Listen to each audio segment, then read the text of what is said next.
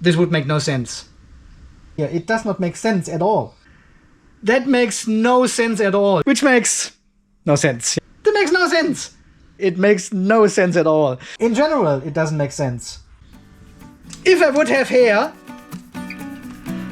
Guys, welcome back to the Overkill Garage here in super sunny and already pretty warm Australia. We had like 200 amps outside today for the very first time after winter. We are only a couple of days into spring and the sun is already back and super powerful. We are on almost 50% state of charge here. 13 amps going into the battery. It's late afternoon and I'm also charging my wife's vehicle since this morning. So I probably made about 35-40 kilowatt hours today. Insane! Yeah guys, and after the last video about the Overkill Solar Pathfinder BMS review and test video, which was a bit of a strange BMS, I think. And the software is a bit clunky. So it took me a few hours to do just the basic stuff with this BMS. But I want to follow up with this video again here. And especially I want to have a look at this charge cycle because this is something Overkill advertises for this BMS, that it has a dedicated chip just for the state of charge measurement, and it is supposed to be very, very accurate. If I can test this here, I don't know yet. So to do this capacity learning cycle, it is fairly easy to follow these 7 steps in the manual. So we basically start with discharging the battery now to under 48 volt and then wait for the rest bit to set. Yeah, so basically the BMS, this special big huge chip there, it looks for a stable voltage under 48 volt for quite a while, and then it says, okay, we are down to 48 volt, we are not charging or discharging any further. I'm considering this as the 0% state of charge threshold. And then we basically do a full charge of the battery until we hit 56 volts or more and let the battery rest there as well. Yeah, make sure it is fully absorbed at this specific voltage over 56 volts. And so the chip can see it is not taking any energy and the voltage is stable. I consider this as 100% capacity of this battery. And then afterwards again, we do a full discharge to measure the capacity we get out of the battery and wait again under 48 volt until the rest bit sets. So it's basically charging, discharging, and it measures the capacity in both ways and sets the parameters accordingly then. So a fairly easy step actually, and not much different to what we would do with other BMSs as well, yeah? We do a full cycle, but most of the other BMSs except JK use the over voltage protection for 100 and under voltage protection for 0% state of charge. And we know the JK BMS has its dedicated settings for 100 and 0%. And as far as I know, the JK is the only BMS where you can actually define these 2 points independent of any other protection voltage of the BMS. So, yesterday I spent the whole day here in the garage testing this Pathfinder BMS because I was really curious how this all works, if we can do it, and what else we can find. And oh boy, I found a lot. So basically I connected the Pathfinder BMS to our 16S 5 ampere hour 48 volt battery here. And because we had issues with this battery before, yeah, with the internal active balancer, which was pulling down the voltage of 2 cells to almost 0 volts here. So I disconnected this internal balancer completely from this battery and I haven't used this battery since basically. And there was still a bit of an imbalance there, yeah. Which Overkill Solar says you should not have. You should balance your batteries first before you do the cycle, yeah? But I wanted to find out what is going to happen if we don't do that. So, and of course I ran into the problem that one of the cells, cell number 1, was really low in state of charge when I did the learning cycle with the Pathfinder BMS. No big deal, because we have another big powerful balancer with the Pathfinder BMS, a 1 amp passive balancer.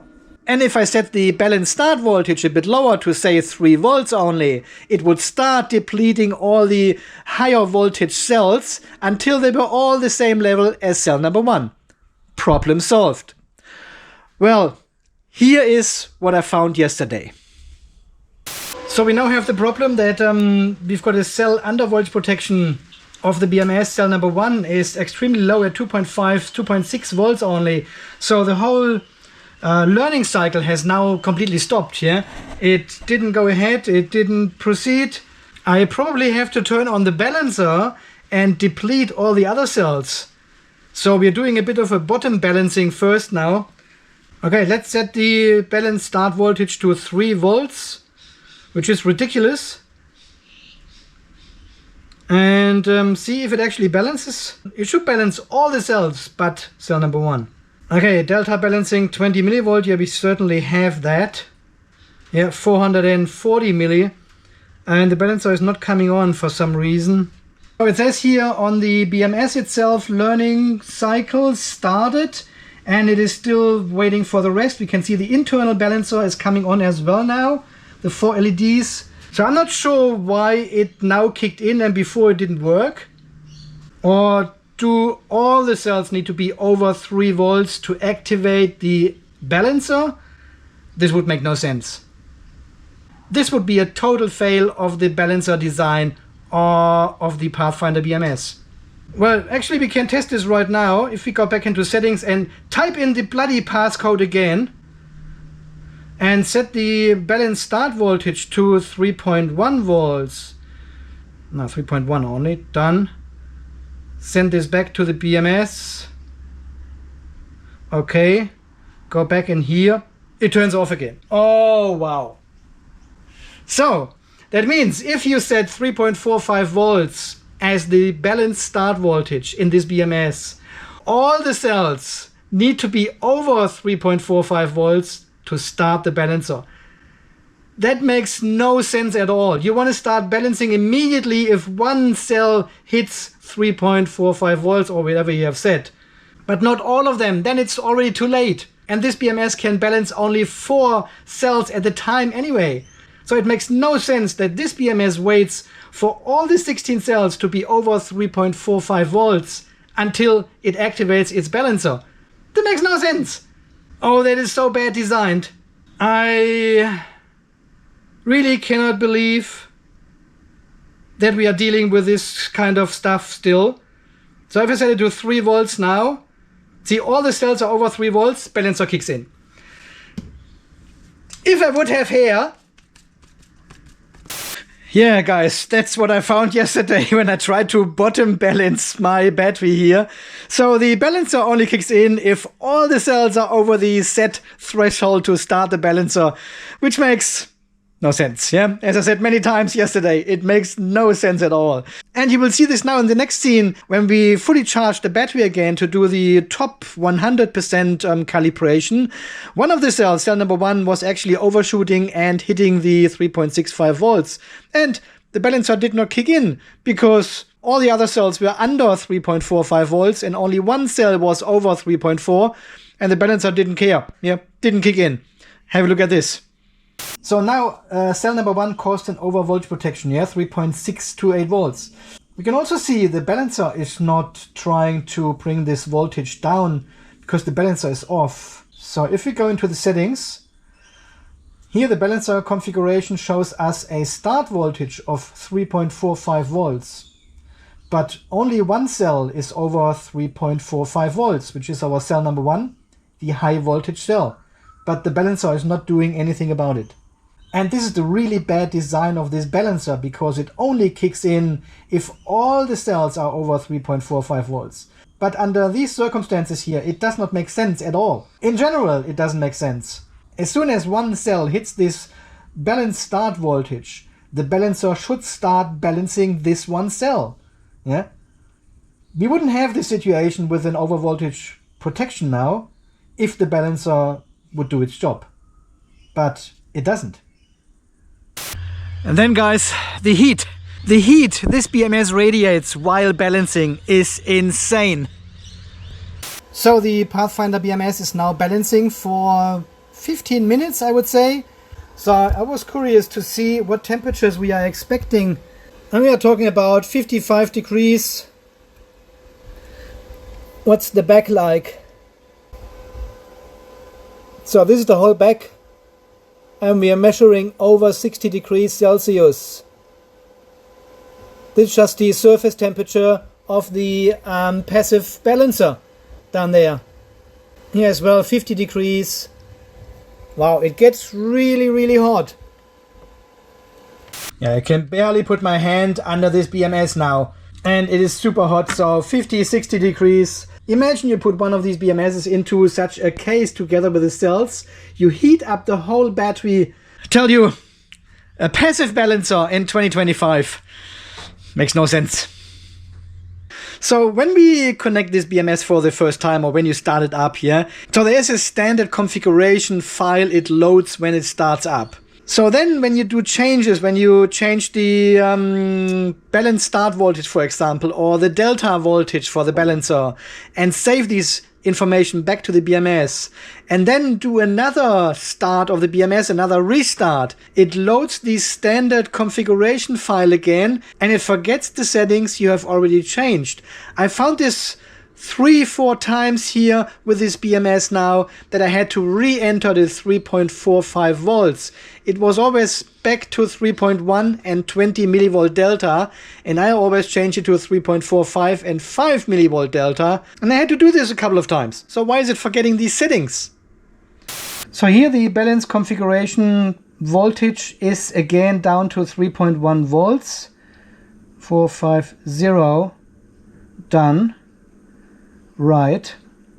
And we have written this back to the BMS before, but obviously when you turn it completely off and disconnect everything, it loses this information and you have to do it again. It should really remember that and keep all the settings until I do the reset here in the BMS directly. And the exact same thing with the current calibration. I had to do it 4 times yesterday. Is there charge coming in again? Do we have to do another 0? Yeah, we still have 30 to 40 milliamps. Okay, set idle current to 0.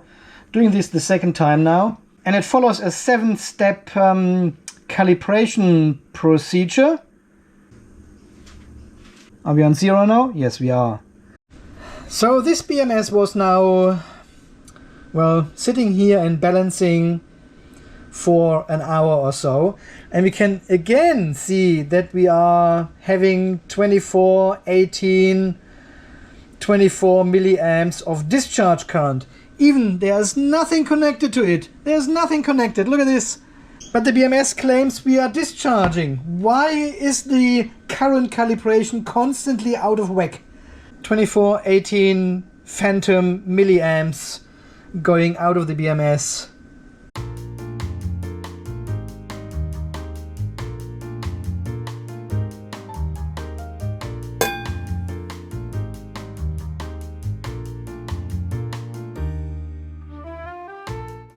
Yeah, and look at today. Yeah, it says we are charging with 24 milliamps. There's nothing connected. Just the power supply to the battery, and that's it. There's nothing connected, and it tells me it's 12 milliamps, 24, whatever it shows. There. I'm probably leaning far out of the window here, but from what I can see a bit, it could be related to the passive balancer and the heat this BMS produces. Now the balancer is on and it shows us a current. It seems like the passive balancer heats up the whole BMS and disturbs the 0 current calibration again. I haven't tested this especially with the BMS yet, but this is just an assumption, a wild guess here. But you have to constantly reset this BMS to 0.0 amps again. And then this constant entering of this passcode when you go into the settings. Constantly. Not only once when you log into the BMS. No, every time you come from the dashboard, go into the settings, it asks for this passcode again. That drives you insane. Settings. Oh, not again this passcode. So what does it think? Oh, it wants the passcode again. Jeez. So, passcode again. Yeah. If we go back into settings and type in the bloody passcode again. I tell you, this passcode thing is nothing for light-minded people. You're easily turning against someone and try to kill them. But this passcode thingy only happens after you are able to log into the BMS, because this is another challenge I want to show you here. Let's have a look. If we go into the Overkill Solar app, most of the time the BMS doesn't even show up. All BMSs show up. All of them, yeah? QSO, everything with the JBD BMS, but no Pathfinder, nothing. And I have to toggle the switch here a few times, so it does a rescan. There's the BMS, that's the distance we have. Still nothing. Ah, here it is now. See, again, it is not showing up in the list. All the other batteries are showing. I cannot further scroll down or up. And I need to go really, really close with a mobile phone to the BMS here to get a Bluetooth signal sometimes. I mean, really close. And then, even then, it's not showing up. Scan post. Ah, there it is now. Okay. So let's try again to connect to the BMS Overkill Solar app. Okay.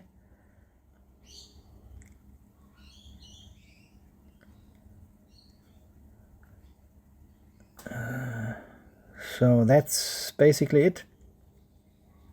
Scanning for devices. Let's wait. I'm about 400 mil away from the BMS. And still nothing. It's not showing up. There it is now. Finally.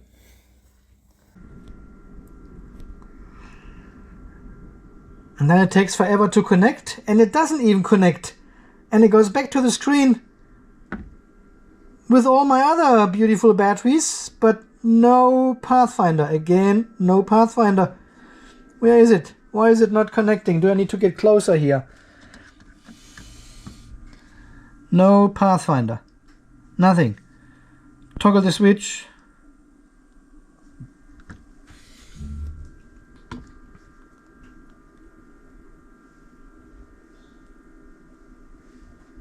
No, doesn't connect. You need to have nerves of steel with this device. Ah, here it comes. Stale data, it says, connecting. Go on, you can do it. Oh, it has connected. Beautiful. So, and now, yeah. Go into settings. Oh, passkey. Go back into home. Go back into settings. Passkey. Every time you enter settings, it wants a passkey. Every single time. You can see how many software and app issues and Bluetooth disconnects and current recalibrations it needs to just work with this device at the moment. So there is actually a lot of work to do to make this a full working device. But there's also something positive to report on. So in the next step, I connected the BMS via MQTT to Home Assistant. And I want to show you what Home Assistant actually shows. What kind of entities does this BMS expose to Home Assistant? So let's go into MQTT. And even the setup process was a bit weird here because you have to provide the IP address of your Home Assistant, obviously, the username and the password, which I did, and it wouldn't connect. It said something like username and password rejected. Wouldn't connect.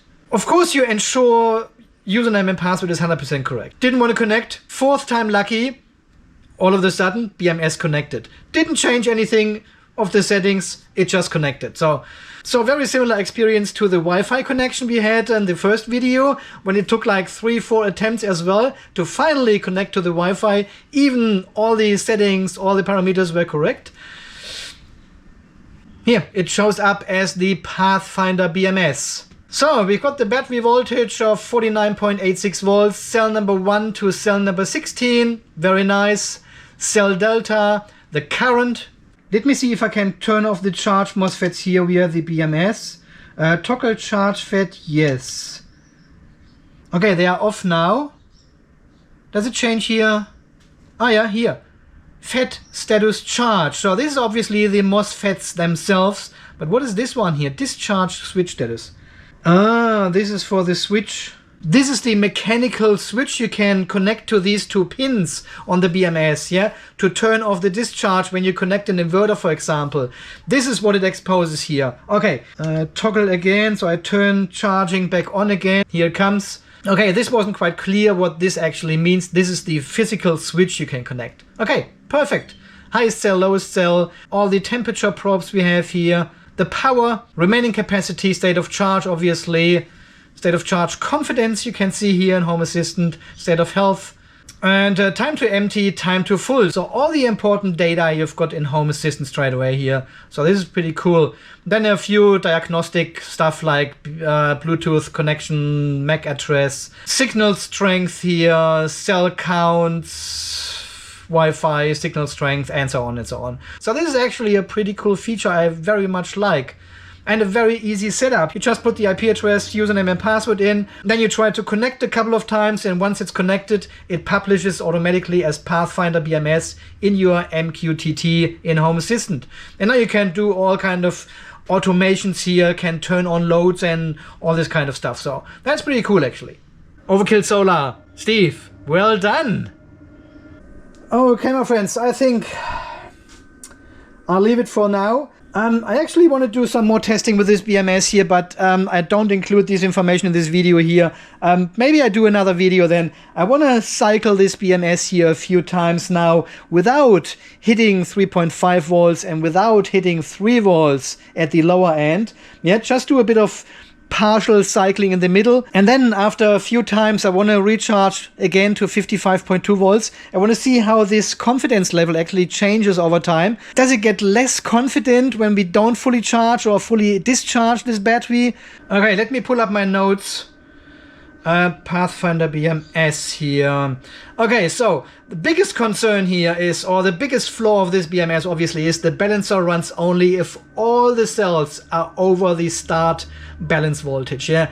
And this is totally wrong, because if you have a runner cell, you want to catch this as early as possible to prevent a shutdown of the BMS, obviously, yeah? And this BMS will not do this, yeah? It will wait until all the cells are over 3.45 volts or whatever you've set, and then start balancing. This is not correct.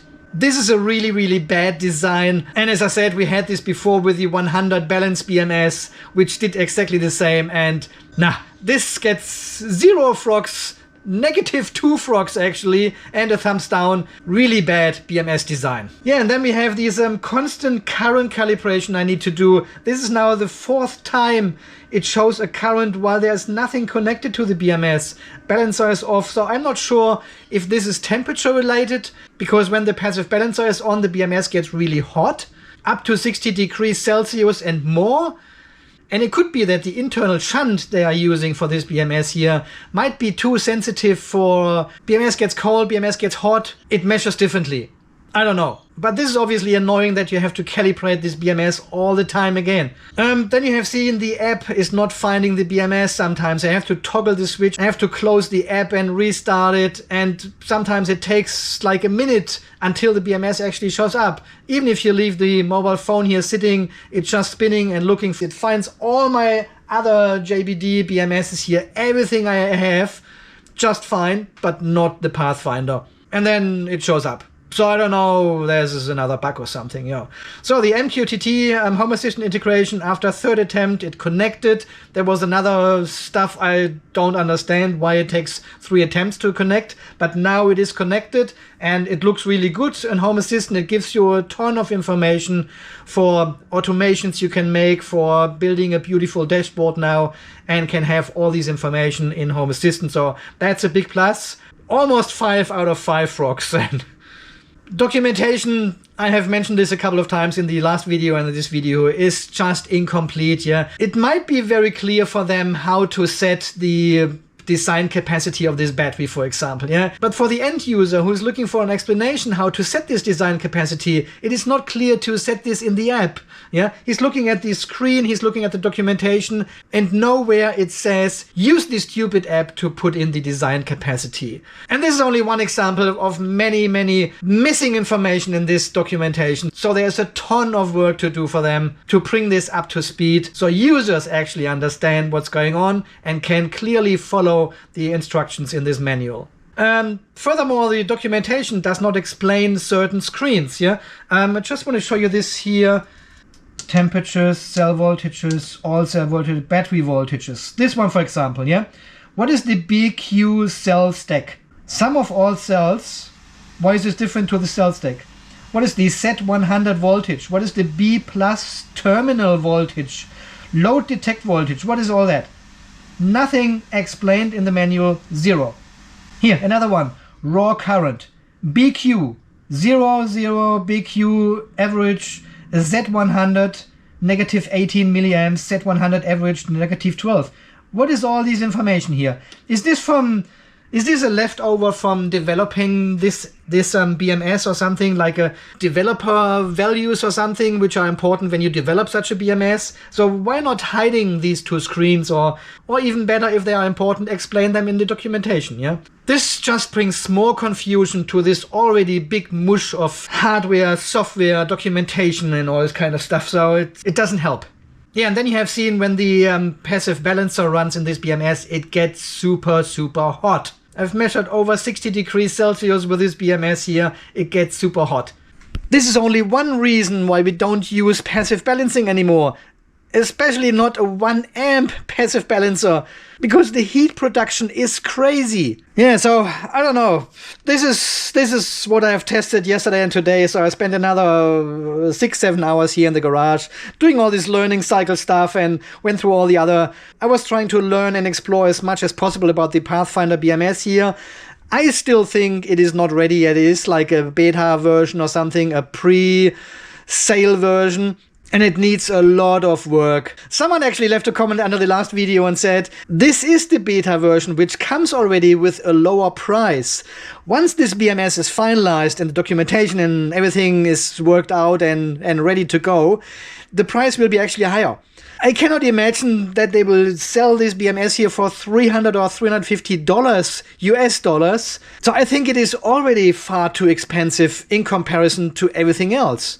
It has some really good features, but they also have reinvented the wheel again, starting with a passive balancer, for example. So Overkill Solar in Florida, all the best with this BMS here. I hope you've got enough feedback now to keep working on it. And from what I've heard, Steve has been seen in downtown Los Angeles selling the Pathfinder BMS out of his RV to his new customers in California. So all the best, Steve. Thank you very much. And guys, as always, thank you so much for watching. Thanks for all your amazing support here on the channel. You are freaking amazing. Thank you very much for all these hundreds of comments under my videos. It is very hard to keep up, to read everything and to reply. I'm doing my best, but thank you very, very much for that. So yeah, if you enjoy this kind of content here, leave a nice comment, click the like button, and don't forget to subscribe if you haven't already. Thank you very much. And I can only say, until the next video, guys, you stay charged, stay safe, and thanks again for watching. See you then. Bye-bye.